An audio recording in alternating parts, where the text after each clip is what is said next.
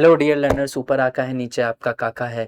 रीनीट 2026 के पेपर के बाद मैंने बहुत सारे बच्चों से बात की, उनके रिव्यूज़ लिए, उनके फीडबैक लिए। फिर मैंने अपने पढ़ाए हुए बच्चों से भी इंटरेक्ट किया, उनसे भी उनके फीडबैक लिए।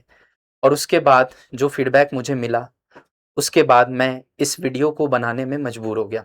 इससे पहले कि मैं कुछ बोलूँ, आप पहले ये वीडियो देखें। और बेटा, कैसा हुआ फिजिक्स का रीनीट 2026 का पेपर? सर पेपर तो काफ़ी अच्छा हुआ है और जो टफ सवाल भी थे वो भी ऐसा लग रहा था कि देखे देखे हैं।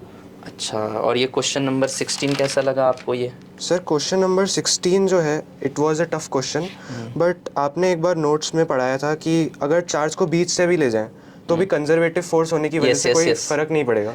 हाँ। वो पॉइंट हमने जब लिख लिया था तो वो वहाँ से एकदम से क्लिक हुआ अच्छा, और ये क्वेश्चन में बहुत हेल्प हुई नोट्स में लिख लिया होगा तुमने, पढ़ाते सर। समय मैंने बोला तो था ये बात एक बार कि बीच से भी ले जाए तो कोई फर्क नहीं पड़ेगा बेटा, बिकॉज कंजर्वेटिव फोर्सेस हैं, पाथ इंडिपेंडेंट होता है। क्लिक होते ही सर बहुत ही अच्छा लगा क्योंकि ये क्वेश्चन बहुत ही टफ है। हाँ, मतलब माना जा रहा है, बट लगभग सारे क्वेश्चंस आपको देखे देखे ही मिलेंगे, और ये क्वेश्चन तो था ही हटके थोड़ा। बट हाँ, आई एम वेरी हैप्पी कि आप लोगों ने उस चीज़ को समझा और नोट डाउन किया। ये भी बहुत इंपॉर्टेंट है कि अगर टीचर कोई कुछ बताए तो उसको नोट डाउन करना और उसको रिवाइज करना है, मोस्ट इंपॉर्टेंटली। चलो, हर्षल का तो हो गया, तुम लोग उधर क्यों खड़े हो? तुम लोग भी इधर आओ।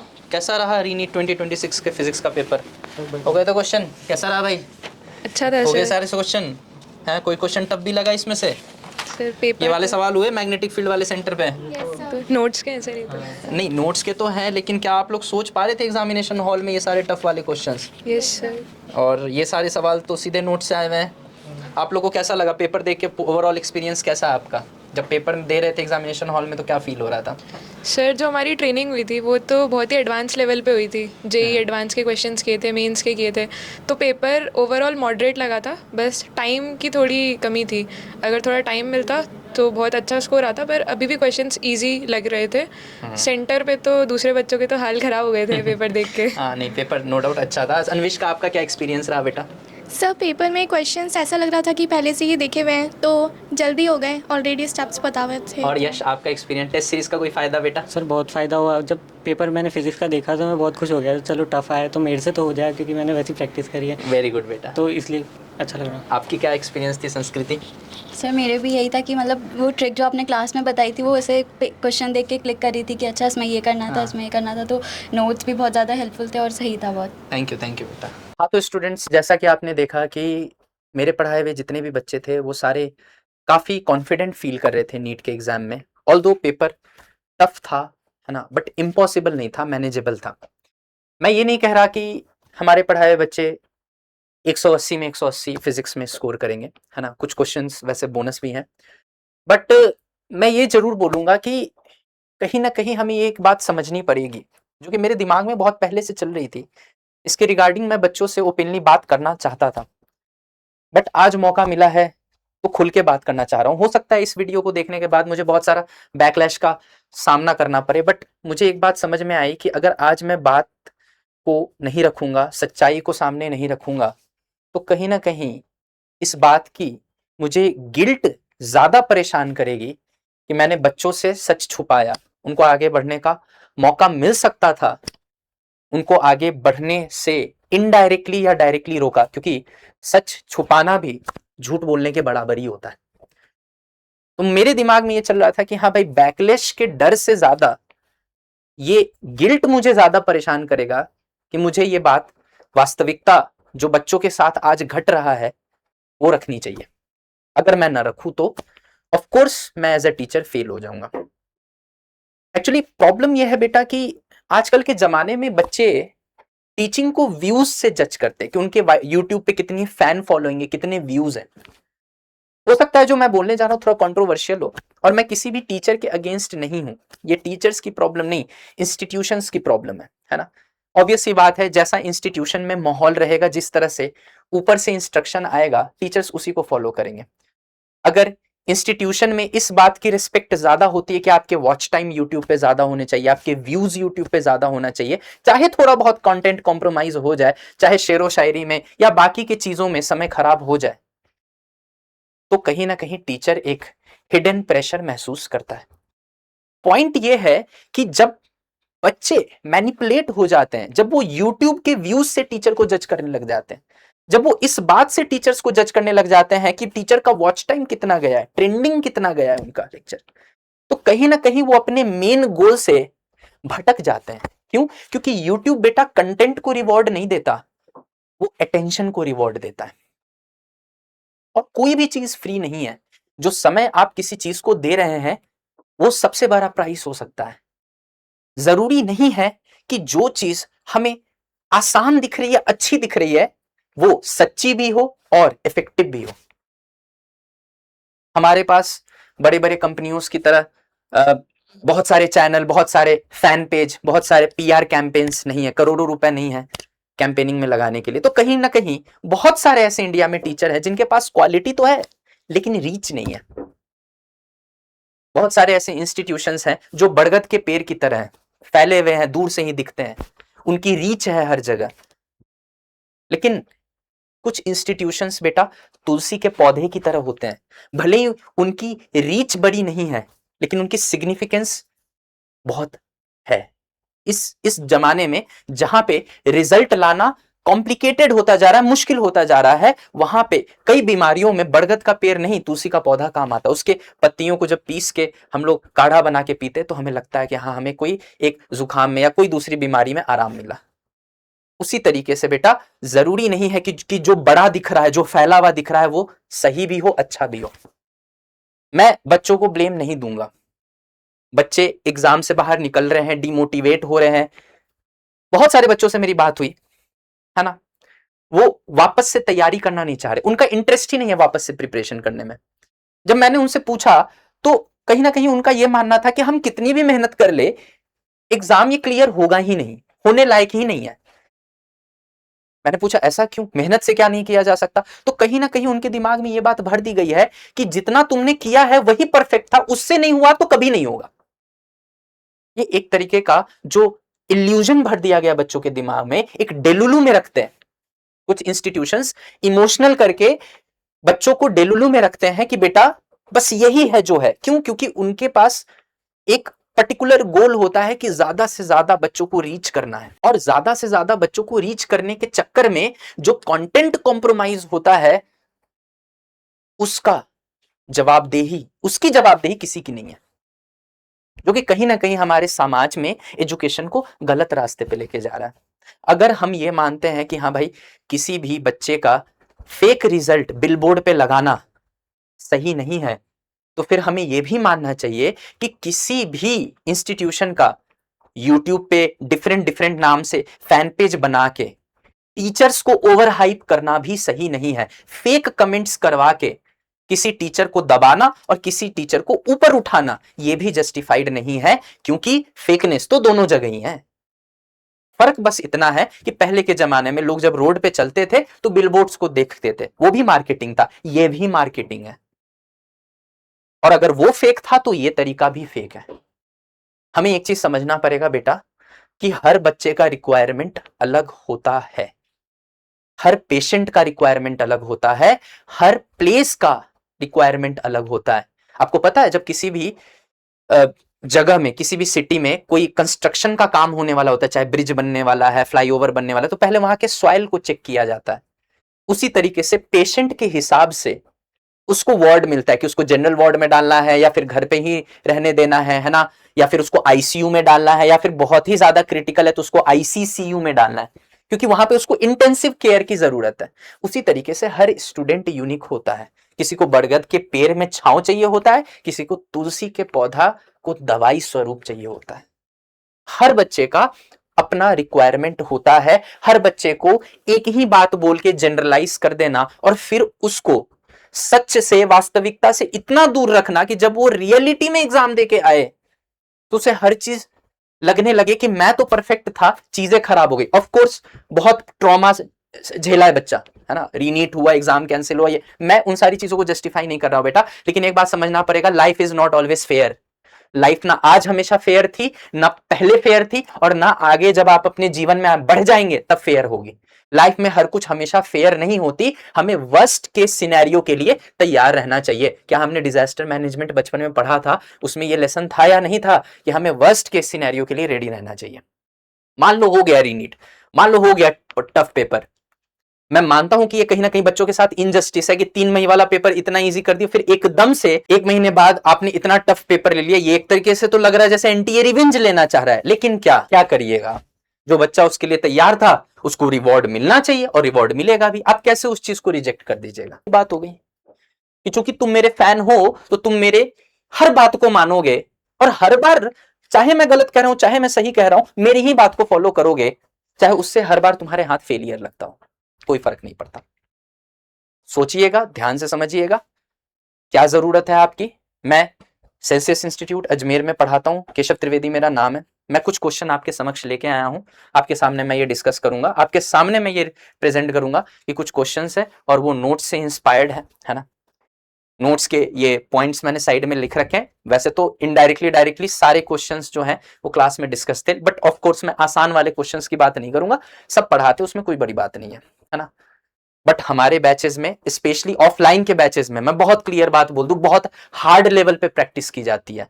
और ये मत समझिएगा कि ये बैच सिर्फ टॉपर बच्चों के लिए, तुम्हारे 100 नंबर आए तुम आके बैठ जाओ मेरे क्लास में, टोटल बोल रहा हूं। तुम्हारे फिजिक्स में 180 में 18 नंबर भी आए ना, तुम मेरे क्लास में आके बैठ जाओ, तुम्हें कुछ नहीं आता होगा, मैं तुम्हें फिजिक्स सिखाने की गारंटी दे रहा हूं। 2 शर्त है, एक एब्सेंट मत होना, जो कि ऑफलाइन में भी मैं बच्चों को कहता हूं। दूसरा, जो होमवर्क दिया जाए वो कर रहा। ऐसा भी नहीं है कि कोई इम्पॉसिबल बात मैं बोल दूंगा कि 5 बुक सॉल्व करके आ जाए एक रात में, ना होगा ना बोलोगे, है ना। बिल्कुल प्रैक्टिकल वे में जितना एक बच्चे से होमवर्क सॉल्व हो सकता है उतना दिया जाता है, और जितना काम हम लोग दे रहे हैं, जितना पढ़ा रहे हैं उतना आप पढ़ लीजिए। आपका 18 से 180 तक का सफर कराने की गारंटी है। बस ये 2 बातें याद रखिएगा, एब्सेंट मत होइएगा, सिंसियर रहिएगा क्लास में, क्योंकि ड्रॉपर्स में अक्सर ऐसा होता है कि 4-5 महीने के बाद, क्योंकि वही वाली बात आ गई ना, दिमाग में डेलुलू है उनके, कह रहे हमें तो सब आता, हमें तो ये करते हैं। और जो बच्चे चुप करके ट्रेनिंग लिए हैं बिना दिमाग लगाए, वो सारे पास आउट हो रहे हैं, सारे बहुत अच्छा स्कोर कर रहे हैं। आप मान के चलिए हमारे पास 50 बच्चे थे 12th में, जिसमें 30-35 बच्चे लास्ट तक आ रहे थे, उसमें से 10 से 12 बच्चों का सिलेक्शन है। 33% रेशियो कहां है आप बताइए? हर 3 में एक बच्चा सिलेक्टेड है, कहां हो रहा है? और वो भी जस्ट सिलेक्टेड नहीं है, अच्छे नंबर से सिलेक्टेड है। रिजल्ट्स आप वेबसाइट पे देख सकते हैं। तो मेरा मोटिव यहाँ पे बच्चों को हतोत्साहित करना नहीं है कि आप देखिए ये सब मैंने पढ़ाया था आपका नहीं हुआ, ना मैं चिढ़ाने के लिए यहाँ पे आया हूँ बच्चों, बस मैं ये सच दिखाने आया हूँ कि इस लेवल पे भी प्रैक्टिस की जाती है। और ऐसा नहीं है कि अच्छे स्टूडेंट्स का एक बैच और एवरेज स्टूडेंट का एक बैच बना दिया, नहीं, सारे बच्चों को सेम बैच में पढ़ाया जाता है और 0 लेवल से लेके जो हाईएस्ट पॉसिबल लेवल है वहां तक के क्वेश्चन कराए जाते हैं। नहीं समझ में आ रहा, हाथ उठाओ पूछो। हार्ड ट्रेनिंग, हार्ड प्रैक्टिस, अच्छे क्वेश्चंस, कॉन्सेप्ट समझाने की जिम्मेदारी मेरी। आप ये मत सोचिएगा कि भाई टफ वाली फिजिक्स तो मुझे आएगी नहीं, मैं पत्थर को भी समझा सकता हूं, अगर आप तो इंसान हो, मैं पत्थर को भी अपने क्लास में बैठे हुए पत्थर को भी समझा दूंगा फिजिक्स, आप तो इंसान हो। तो हार्ड प्रैक्टिस, सब कुछ समझ में आएगा, लेकिन उसके लिए आपको पढ़ना पड़ेगा और एक बार ट्रस्ट करना पड़ेगा, एक चैप्टर पढ़ के देखना पड़ेगा। नाउ मैं अब ज्यादा नहीं बोलूंगा, एविडेंस के साथ आया हूं मैं। ये वाला क्वेश्चन था एंगुलर मोमेंटम वाला, है ना। बॉल है, ओ ए बी तीनों के अबाउट एंगुलर मोमेंटम पूछ रहे हैं। देख लीजिए नोट्स का क्वेश्चन है, मैं तो जानबूझ के रैंडम शेप लिया था, है ना। ये रैंडम शेप है, ये वेलोसिटी है। देखिए एक बार इसके अबाउट एंगुलर मोमेंटम बताया, एक बार इसके अबाउट बताया, एक बार इसके अबाउट बताया। देखिए ये पॉइंट जो है बिल्कुल लाइन में है, जाके आप पूछ लीजिएगा। सेल्सियस इंस्टीट्यूट अजमेर में पढ़ाता हूं मैं, केशव त्रिवेदी मेरा नाम है। कोई भी ऑफलाइन स्टूडेंट के बच्चे, ऑफलाइन स्टूडेंट को आप उठाइएगा, उसका नोट्स उठा लीजिएगा, कॉपी में ये सवाल आपको मिल जाए। और ऐसे बहुत सारे कराऊं, जगह नहीं है इसलिए दिखा नहीं सकता। इस पॉइंट के अबाउट एंगुलर मोमेंटम जब इसका लिखा है तो एमवीआर वाला पार्ट को 0 कर दिया है, सिर्फ आई ओमेगा लिखा है, क्योंकि रोटेशन का वजह से एंगुलर मोमेंटम आएगा, ट्रांसलेशन वाला नहीं आएगा। 2 तरह के एंगुलर मोमेंटम होते हैं, ठीक है। ये क्वेश्चन क्लास का कराया हुआ है, बोला हुआ भी है बेटा इस लाइन में आने वाले जितने भी पॉइंट है उन सब के अबाउट एंगुलर मोमेंटम सिर्फ आई ओमेगा होगा, बाकी सारे पॉइंट्स कहीं भी बने हो, मतलब यहां पॉइंट हो, यहां हो, यहां हो, यहां हो, इस लाइन में पढ़ने वाले हर पॉइंट के about angular momentum I omega, ये सब बता रखा है बच्चों को, समझा रखा है। सेम क्वेश्चन आ गया, देख लीजिए, कॉन्सेप्ट की वैल्यू है ये, है ना। नेक्स्ट क्वेश्चन पे आते हैं। नेक्स्ट क्वेश्चन में ये वाला सवाल है, इसके लिए तो 2 मीडियम था, यहाँ पे मैंने 1 2 3 4 5 6 6 मीडियम के लिए बता रखा है। और 6 मीडियम के लिए सिर्फ बताया ही नहीं है, distance of object seen by observer के मैंने जनरलाइजेशन करा रखी है, फॉर्मूला करा रखी है, और उसमें हर तरह का हमने सिनेरियो लिया कि यहाँ ऑब्जर्वर है, यहाँ ऑब्जेक्ट है, यहाँ ऑब्जर्वर है, यहाँ ऑब्जेक्ट है, यहाँ ऑब्जर्वर है, यहाँ ऑब्जेक्ट है, इस तरीके से मैंने कराया। नोट्स का है, स्क्रीनशॉट लिया हुआ है, नोट्स का क्वेश्चन है, सीधे सीधे डायरेक्ट देखते ही बच्चों ने इसका आंसर दिया। नेक्स्ट आते हैं, ये वाला सवाल था W1 W2 W3 depletion layer की विड्थ की बात थी, है ना। वो पूछा गया था। डिप्लीशन लेयर के विड्थ की बात थी, W1 W2 W3, डायोड है, फॉरवर्ड बायस, रिवर्स बायस ऐसे करके है। बेटा ये धुरंधर का टेस्ट है, धुरंधर का टेस्ट हुआ था जिसमें मैंने क्लेम किया था कि बहुत सारे सवाल डायरेक्ट मिलेंगे, और बहुत सारे मिले भी हैं, बहुत सारे मिले भी हैं। ये सवाल सेल्फ फ्रेम्ड है, किसी बुक में नहीं मिलेगा आपको। ये सवाल से डायरेक्टली इंस्पायर्ड था, आप देख सकते हैं, सेम कॉन्सेप्ट है, सेम कॉन्सेप्ट है। इसमें भी चार्ज कैरियर का मूवमेंट पूछ रहा है, बेसिकली डिप्लीशन लेयर पे कमेंट करवा रहा है ना। इनफैक्ट ये टफ है, और इसमें डायरेक्ट डिप्लीशन लेयर का थिकनेस नहीं पूछ रहा है, इसमें चार्ज कैरियर के मूवमेंट के पॉइंट ऑफ व्यू से पूछ रहा है। मतलब ये एक लेवल और ऊपर सवाल है ये, बस फर्क ये है कि इसमें पीएन जंक्शन बना के दिखा रहा है, इसमें डायोड के रूप में दे दिया। आपको ही पता है कि ये डायोड पीएन जंक्शन है। सेम सवाल, ये धुरंधर के टेस्ट से आया हुआ है, ठीक है। सिर्फ टफ वाले सवाल में ले रहा हूं। ये कोलिजन का सवाल है, ये ब्लॉक आके टकराया, टकराने के बाद ये रह गया, ये ऊपर उड़ गया। देखिए इसमें जो है मैंने इन इलास्टिक कोलिजन के लिए बताया कि बुलेट घुस के ऐसे आगे जा सकता है। और ऊपर यहां पे अगर आप ध्यान से देख पाइए तो इसमें मैंने लिखा था may be is equal to 1, मतलब हो सकता है कि कभी ऐसा भी सवाल आ जाए जिसमें ये जो कोलिजन ये इन इलास्टिक की जगह इलास्टिक हो जाए। देखिएगा ध्यान से, यहां पे जूम करके भी देख सकते हैं, may be is equal to 1। ये फिलहाल इज इक्वल टू 0 का केस था। नोट्स में है, नोट्स में है, जाके चेक कर लीजिएगा, बेशक आपको मिल जाएगा ये सवाल। बस सुनने भर की देरी, सुनना पड़ेगा टीचर को, घर आना पड़ेगा, प्रैक्टिस करना पड़ेगा, होमवर्क करना पड़ेगा। मेरे साथ ये नहीं होगा कि पढ़े लेकिन नहीं हुआ, मेरे साथ आपका ये रिलेशन रहेगा कि जितना पढ़ाया अगर मैंने उतना पढ़ लिया और जितना समझाया वो सारी बात मैंने अपने दिमाग में रख ली, तो वहां पे पेपर टफ था, देखा हुआ क्वेश्चन नहीं था, कॉन्सेप्चुअल था, नर्वस हो गए, लेंदी था, ये सब नहीं होगा आपके साथ। अगर आप मुझे 1 साल झेल गए, समझा मैं दूंगा, लेकिन आप मुझे 1 साल सिर्फ झेल गए तो आपके लिए पेपर किसी भी लेवल का हो, कैसा भी हो, आप फोड़ के आओगे, गारंटी है। Anyway, may be is equal to 1 लिखा था, सेम सवाल आ गया, मे बी इक्वल टू 1 के लिए आ गया, और ये होमवर्क में दिया था बच्चों को, ये सोच के आइएगा आप लोग। नेक्स्ट क्वेश्चन, ये ड्रॉपर के किसी भी बच्चे से या 12th के किसी बच्चे से आप पूछ सकते हैं कि भाई नोट्स दिखाना जरा, ये टीचर ने बता रखा है। देखो इसमें तो पीछे वो भी आ रहा है, वाटर मार्क भी आ रहा है, नीट का जेई का। देखिए ये वाला सवाल था डायमीटर, मैं इनफैक्ट और टफ किया हूं सवाल, मैंने तो इंटेंसिटी भी पूछी है, पता नहीं इंटेंसिटी क्यों नहीं पूछा इन लोगों ने। मतलब पहले कन्वर्ज हुआ रे, पहले कुछ इंटेंसिटी थी, डायमीटर था, पहले कन्वर्ज हुआ, फिर डाइवर्ज हुआ, फिर उसकी भी कुछ इंटेंसिटी हुई। मैंने इंटेंसिटी तक भी बता रखी कि इंटेंसिटी का रेशियो क्या होगा, ये तक बता रखा, इसने तो पूछा ही नहीं।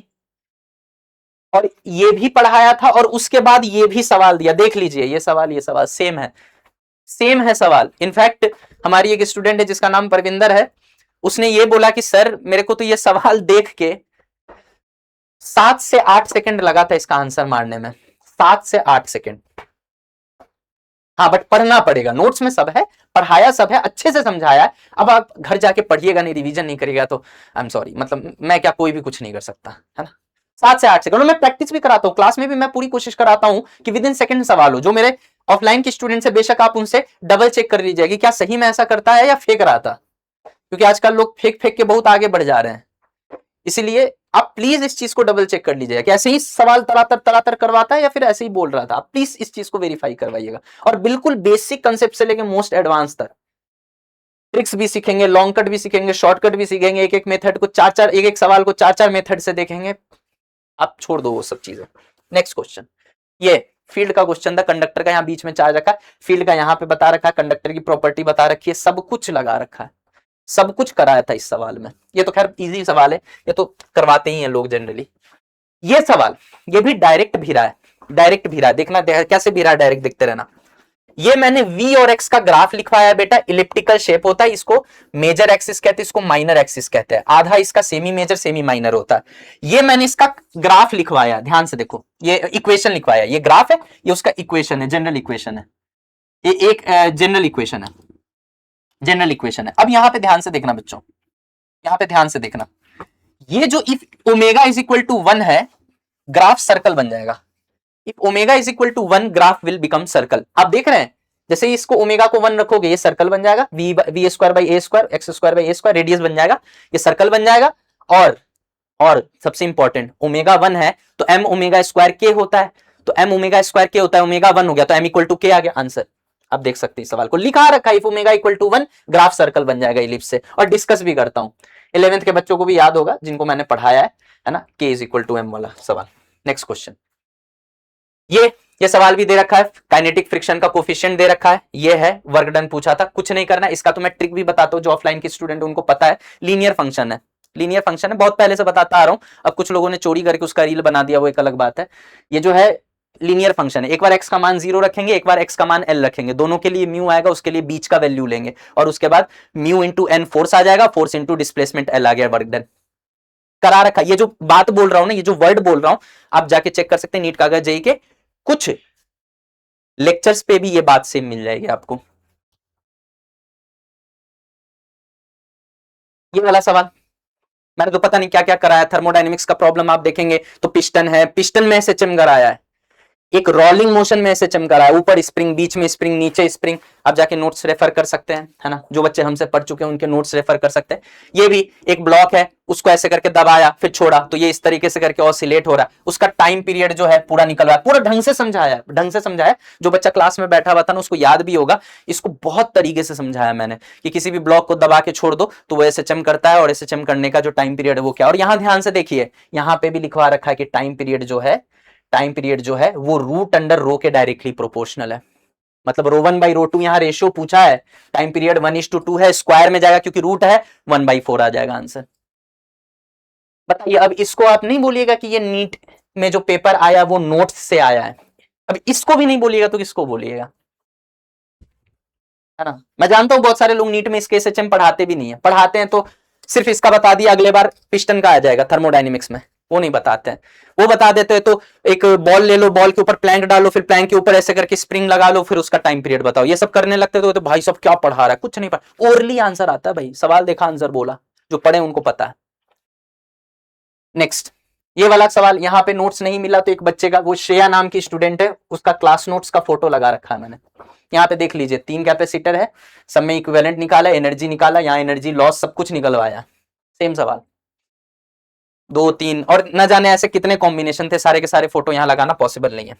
तो बेसिकली मेरा पॉइंट मैं ये प्रूफ करना नहीं चाह रहा कि सिर्फ मैं ही पढ़ाता हूं, सब लोग पढ़ाते हैं, लेकिन ये इनसे भी एडवांस सवाल आपको नोट्स में मिल जाएंगे। कुल मिला के पॉइंट मेरा ये है कि बच्चों अपनी रिक्वायरमेंट को समझो, हार्ड प्रैक्टिस करो, चीजों पे मेहनत करो, कलम घिसने के अलावा दुनिया में सक्सेसफुल होने का कोई शॉर्टकट नहीं है, और सिर्फ व्यूज के बेसिस पे टीचर को जज नहीं करो, कंटेंट के बेसिस पे भी जज करो, सबको मौका दो, पढ़ो, समझो और जीवन में आगे बढ़ो।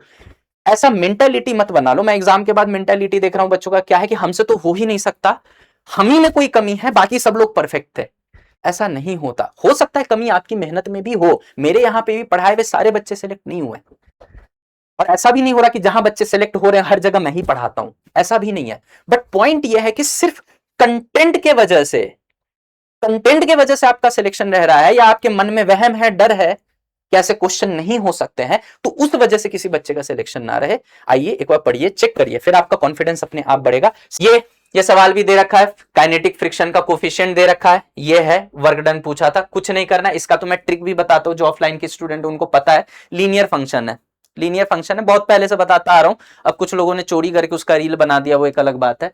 ये जो है लीनियर फंक्शन है, एक बार x का मान 0 रखेंगे, एक बार x का मान l रखेंगे, दोनों के लिए म्यू आएगा, उसके लिए बीच का वैल्यू लेंगे, और उसके बाद म्यू इंटू एन फोर्स आ जाएगा, फोर्स इंटू डिस्प्लेसमेंट l आ गया, वर्क डन करा रखा। ये जो बात बोल रहा हूं ना, ये जो वर्ड बोल रहा हूं, आप जाके चेक कर सकते हैं नीट कागज जेई के कुछ लेक्चर्स पे भी ये बात सेम मिल जाएगी आपको।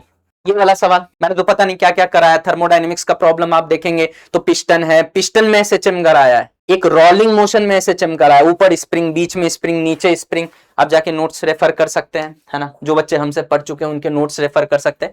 ये भी एक ब्लॉक है, उसको ऐसे करके दबाया फिर छोड़ा तो ये इस तरीके से करके ऑसिलेट हो रहा है, उसका टाइम पीरियड जो है पूरा निकल रहा है, पूरा ढंग से समझाया। जो बच्चा क्लास में बैठा हुआ था ना उसको याद भी होगा, इसको बहुत तरीके से समझाया मैंने कि किसी भी ब्लॉक को दबा के छोड़ दो तो वो एसएचएम करता है, और एसएचएम करने का जो टाइम पीरियड है वो क्या। और यहां ध्यान से देखिए, यहां पे भी लिखवा रखा है कि टाइम पीरियड जो है वो रूट अंडर रो के डायरेक्टली प्रोपोर्शनल है। मतलब रो 1 बाई रो 2 यहां रेशियो पूछा है, टाइम पीरियड 1:2 है, स्क्वायर में जाएगा क्योंकि रूट है, 1/4 आ जाएगा आंसर। बताइए, अब इसको आप नहीं बोलिएगा कि ये नीट में जो पेपर आया वो नोट्स से आया है, अब इसको भी नहीं बोलिएगा तो किसको बोलिएगा, है ना। मैं जानता हूं बहुत सारे लोग नीट में इसके एसएचएम पढ़ाते भी नहीं है, पढ़ाते हैं तो सिर्फ इसका बता दिया, अगले बार पिस्टन का आ जाएगा थर्मोडायनेमिक्स में, वो नहीं बताते हैं। वो बता देते हैं तो एक बॉल ले लो, बॉल के ऊपर प्लैंक डालो, फिर प्लैंक के ऊपर ऐसे करके स्प्रिंग लगा लो, फिर उसका टाइम पीरियड बताओ। ये सब करने लगते तो भाई सब क्या पढ़ा रहा है, कुछ नहीं पढ़ा। ओरली आंसर आता है भाई, सवाल देखा आंसर बोला, जो पढ़े उनको पता है। नेक्स्ट, ये वाला सवाल, यहाँ पे नोट्स नहीं मिला तो एक बच्चे का, वो श्रेया नाम की स्टूडेंट है, उसका क्लास नोट्स का फोटो लगा रखा है मैंने। यहाँ पे देख लीजिए, 3 कैपेसिटर है, सब में इक्विवेलेंट निकाला, एनर्जी निकाला, यहाँ एनर्जी लॉस सब कुछ निकलवाया। सेम सवाल 2 3 और न जाने ऐसे कितने कॉम्बिनेशन थे, सारे के सारे फोटो यहाँ लगाना पॉसिबल नहीं है। तो बेसिकली मेरा पॉइंट मैं ये प्रूव करना नहीं चाह रहा कि सिर्फ मैं ही पढ़ाता हूं, सब लोग पढ़ाते हैं, लेकिन ये इनसे भी एडवांस सवाल आपको नोट्स में मिल जाएंगे। कुल मिला के पॉइंट मेरा ये है कि बच्चों अपनी रिक्वायरमेंट को समझो, हार्ड प्रैक्टिस करो, चीजों पे मेहनत करो। कलम घिसने के अलावा दुनिया में सक्सेसफुल होने का कोई शॉर्टकट नहीं है। और सिर्फ व्यूज के बेसिस पे टीचर को जज नहीं करो, कंटेंट के बेसिस पे भी जज करो। सबको मौका दो, पढ़ो, समझो और जीवन में आगे बढ़ो। ऐसा मेंटालिटी मत बना लो। मैं एग्जाम के बाद मेंटालिटी देख रहा हूं बच्चों का, क्या है कि हमसे तो हो ही नहीं सकता, हम ही में कोई कमी है, बाकी सब लोग परफेक्ट थे। ऐसा नहीं होता। हो सकता है कमी आपकी मेहनत में भी हो। मेरे यहाँ पे भी पढ़ाए हुए सारे बच्चे सिलेक्ट नहीं हुए, और ऐसा भी नहीं हो रहा कि जहां बच्चे सिलेक्ट हो रहे हैं हर जगह मैं ही पढ़ाता हूं, ऐसा भी नहीं है। बट पॉइंट यह है कि सिर्फ कंटेंट के वजह से, कंटेंट के वजह से आपका सिलेक्शन रह रहा है, या आपके मन में वहम है, डर है कि ऐसे क्वेश्चन नहीं हो सकते हैं, तो उस वजह से किसी बच्चे का सिलेक्शन ना रहे। आइए एक बार पढ़िए, चेक करिए, फिर आपका कॉन्फिडेंस अपने आप बढ़ेगा। सिर्फ कंटेंट के वजह से, कंटेंट के कमी के वजह से, मेहनत तो आप पूरा करने को तैयार हो या किए हो, लेकिन कंटेंट के वजह से आपका अगर सिलेक्शन रह रहा है या आपको ऐसे सवालों से डर लगते हैं, तो ये तो कुछ भी नहीं है। तो ट्रेलर दिखाया मैंने, इससे भी हाई लेवल क्वेश्चन प्रैक्टिस होता है क्लास में। तो कंटेंट के वजह से आपका सिलेक्शन नहीं रुकेगा, 100% इस बात की गारंटी है। अगर आप मेहनत करने को तैयार है, कंटेंट की वजह से आपका नहीं रुकेगा। एफर्ट मारिए, हार्ड प्रैक्टिस करिए, डेडिकेटेड रहिए अपने गोल के प्रति। स्टूडेंट्स के ऊपर टीचर डेडिकेटेड है, डेफिनेटली कुछ अच्छा निकल के आएगा। Last but not the least बेटा, मैं यही बोलना चाहूंगा कि कंफर्ट के पीछे नहीं, कैपेबिलिटी के पीछे जाइए, है ना। जरूरी नहीं है कि जो आसान दिख रहा है, कन्वीनियंट दिख रहा है, वो इफेक्टिव भी होगा आपके एग्जाम के प्रिपरेशन में। तो कभी भी आप अपने आप को कंफर्ट जोन में ना रखें, कन्वीनियंट चीजों के पीछे ना भागे। ऐसी पढ़ाई करें, ऐसी जगह से जुड़े जो आपको कंफर्टेबल लगे या नहीं लगे, लेकिन आपकी कैपेबिलिटी को बढ़ाए। That's all, thank you.